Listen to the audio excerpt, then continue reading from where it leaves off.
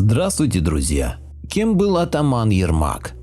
Насколько сложно отличить реальную историю от умело рассказанной легенды, особенно когда обе они касаются абсолютно реального человека. О Ермаке Тимофеевиче, казачьем атамане, жившем в середине-конце 16 века, легенды сочиняли как друзья, так и враги. Великий воин и покоритель Сибири, сражавшийся и погибший во славу своей страны. Споры идут насчет его имени, количества войск под началом и обстоятельств смерти. Но подвиг его не вызывает сомнений. Сибирь, татарский город Кашлык, Искер, 1585 год. Зима была долгой и чудовищно холодной, даже по сибирским меркам. Снега навалилось столько, что было сложно пройти пару шагов. Не то что охотиться. И ночью, и днем беспрестанно дул промозглый ледяной ветер. Ранее из-за непрекращающихся осенних боев казакам не удалось собрать достаточно припасов.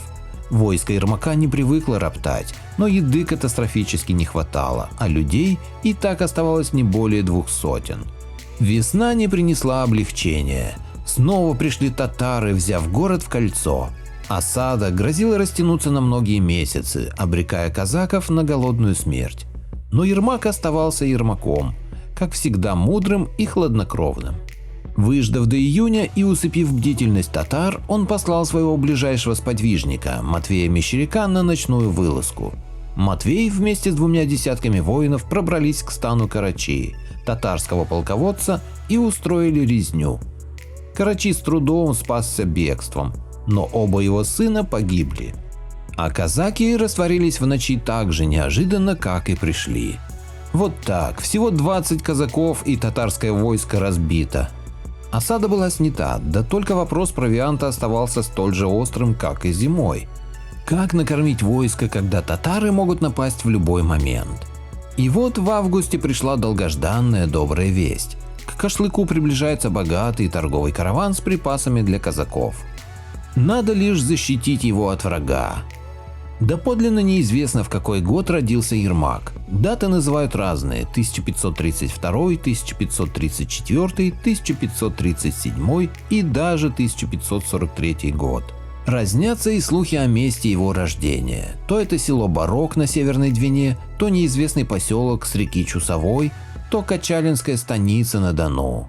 Оно и понятно, чуть ли не каждый казачий род хотел похвалиться, что именно у них появился на свет легендарный атаман.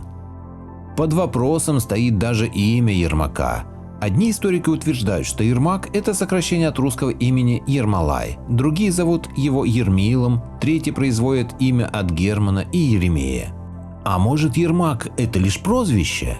И на самом деле атамана звали Василий Тимофеевич Оленин. Откуда взята фамилия, неизвестно, в те времена среди казаков они были не в ходу. Кстати, о казаках. Слово «армак» у них означало «большой», как общий котел для трапезы. Ничего не напоминает? И разумеется, нельзя забывать о врагах Ермака, которые при всей своей к нему ненависти уважали его безмерно. Ермак на монгольском стремительно бьющий ключ, практически гейзер. На татарском Ермак означает рубить, рассекать. На иранском Эрмек – муж, воин. И это еще далеко не весь список. Представьте, сколько копий сломали историки, споря между собой и пытаясь раскопать то самое настоящее имя Ермака или хотя бы его происхождение. Увы, казаки редко вели летописи, а при устном распространении информации что-то теряется, что-то додумывается, что-то меняется до неузнаваемости. Примерно так реальная история и распадается на десятки мифов. Единственное, чего нельзя отрицать, имя у Ермака оказалось очень удачное. В первые десятилетия зрелой жизни, где-то до 1570 года, Ермак Тимофеевич отнюдь не был ангелом. Он был типичным казачьим атаманом, ходившим по вольной Волге со своей дружиной и нападавшим на русские купеческие караваны, да татарские и казахские отряды. Наиболее распространенное мнение гласит, что Ермак в молодые годы поступил на службу к знаменитым тогда уральским купцам Строгановым, охраняя товар на Волге и Дону. А затем уже пошел от работы на разбой, собрал себе малое войско и перешел к вольнице.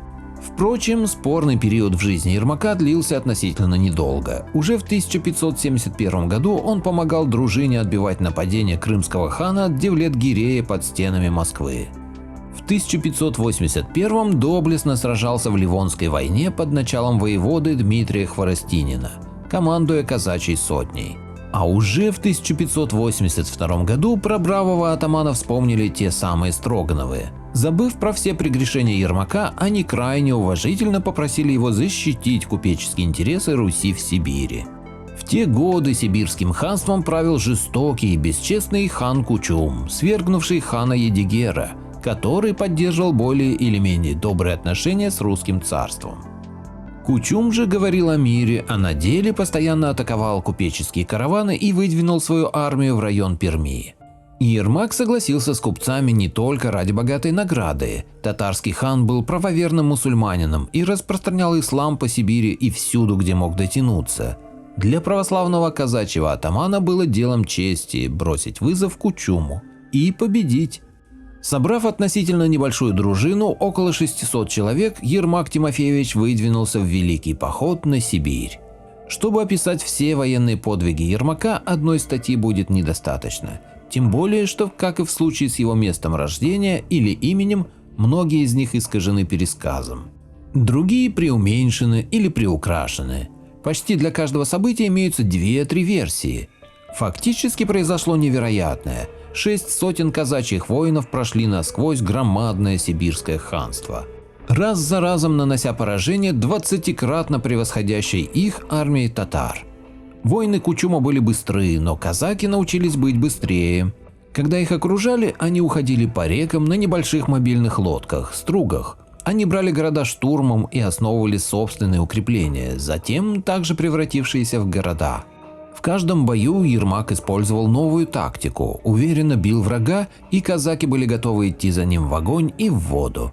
4 года шло покорение Сибири. Ермак сломил сопротивление татар и договаривался о мире с местными ханами и царьками, приводя их к подданству русского царства. Но удача не могла сопровождать атамана вечно. Слух о купеческом караване, несущем припасы для умирающего от голода войска казаков, оказался ловушкой. Ермак вместе с остатком дружины выдвинулся из Кашлыка вверх по реке Иртыш и попал в засаду Кучума. Казаков атаковали под покровом темноты, и хотя те отбивались как бешеные, татар было слишком много. Из 200 уцелело не более 20 человек. Ермак отходил к стругам последним, прикрывая своих товарищей, и погиб, упав в речные волны. Легенда гласит, что тело великого атамана, выловленное из реки его врагами, пролежало на воздухе месяц, так и не начав разлагаться. Ермака похоронили с воинскими почестями на кладбище села Баишево, но за оградой, так как он не был мусульманином. Татары настолько уважали павшего врага, что его оружие и броня долгое время считались волшебными. За одну из кольчуг, к примеру, давали 7 семей рабов, 50 верблюдов, 500 лошадей, 200 быков и коров, 1000 овец. Ермак проиграл тот бой, но дело его не умерло вместе с ним. Сибирское ханство не оправилось от удара, нанесенного ему казачьим воинством. Покорение Западной Сибири продолжилось, хан Кучум погиб через 10 лет, и его потомки не смогли оказать достойного сопротивления. По всей Сибири основывались поселки и города, ранее враждовавшие местные племена вынуждены были принять подданство Московского царства. Сказания о Ермаке слагались как при его жизни, так и после смерти. Нет-нет, да и находились потомок потомка другого потомка, доподлинно знавший некоего казака из дружины великого атамана и готовый рассказать всю правду. На свой лад, разумеется, и таких примеров десятки и сотни. Но столь ли важно в данном случае отличить реальность от вымысла?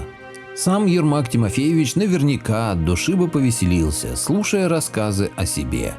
Лично мое мнение – это то, что Ермак был наемником, обычным наемником Московской Руси, которого послали для того, чтобы он уничтожил остатки разбитой Тартарии.